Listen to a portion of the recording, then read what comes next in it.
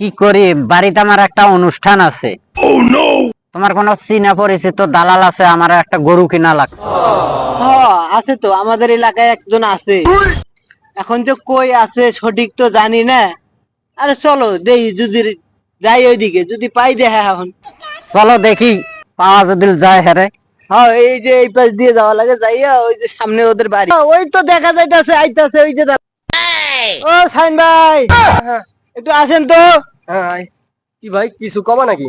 আপনার কাছে কি গরু টরু আছে? আমার এক ভাই আইছে ঢাকা থেকে, ওর বাড়িতে অনুষ্ঠান। ও বলে নাকি আত্মীয় স্বজনের খাওয়া দাওয়াত দিছে, গরু জবাই করে খাওয়াইবো। তো ভাই, আপনি গরু নেবেন নাকি? হ্যাঁ ভাই, একটা গরুর দরকার, আমার গরু নিতে হবে। গরু কতর ভিতরে নিবা চাইতেছেন? দিয়ে কি? গরু তো আমার একটা আছে, বুঝছেন, আমি গত হাটে নিয়ে থুইছিলাম। এই হাটত নিয়ে যাবো, দেখে রেখে দিছি। হ্যাঁ। এই যে মাঠত থুই আইছি, তো চলেন ওইটাই নাই, আপনাকে দেখা নিয়ে আসি। তা আসেন, গরু দেখে আসি। আমি গরু দেখাই। এই যে গরু। অনুষ্ঠান বাড়ি তো, অনুষ্ঠান দিবেন যেহেতু, হ্যাঁ, গরু। অনুষ্ঠানের জন্য এই গরুটা ভালো হইব। ঠিক আছে, একবারে লাল কালার দেখছেন, শরীরে মাংস টাংস কিন্তু একবারে হ্যাঁ সেরকম আছে। হ্যাঁ, নেওয়া যায়। কি সালামান নেওয়া যায় না? হ্যাঁ ভাই, যেহেতু অনুষ্ঠান করবে নেই, ভালো দেখে এটা নেই। ওর বাবা, গরু তো দেখি চোখা ভালো। ভাই, গরু তো পছন্দ হইলো নাকি? হ্যাঁ ভাই, গরু তো পছন্দ হলো। গরু নিবা চাইতেছেন? হ্যাঁ, গরু নিতে চাইতাছি। হ্যাঁ ভাই, শুনেন, দাম দর কি?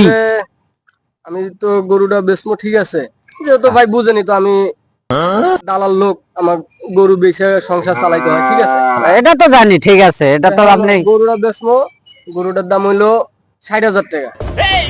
আরে ভাই, 60,000 টাকা? 60,000 টাকা একটু কম সম করেন না, ওইরকম করলে হবে? ঠিক আছে ভাই, আপনি যেহেতু ঢাকা থেকে আইছেন, অনুষ্ঠান দেবেন, তো ঠিক আছে, আপনি নয় 5,000 টাকা কমই দেন, 55,000 টাকা দেন, গরুটা নিয়ে যান। গরু কিন্তু ভালো আছে ভাই। আচ্ছা ঠিক আছে, আপনারও থাক আমারও থাক।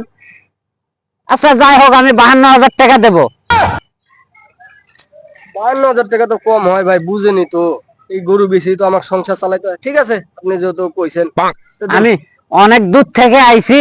আচ্ছা ঠিক আছে ভাই, থাক, আমার আপনি তো গাড়ি ভাড়া আছে আর আছে। হ্যাঁ।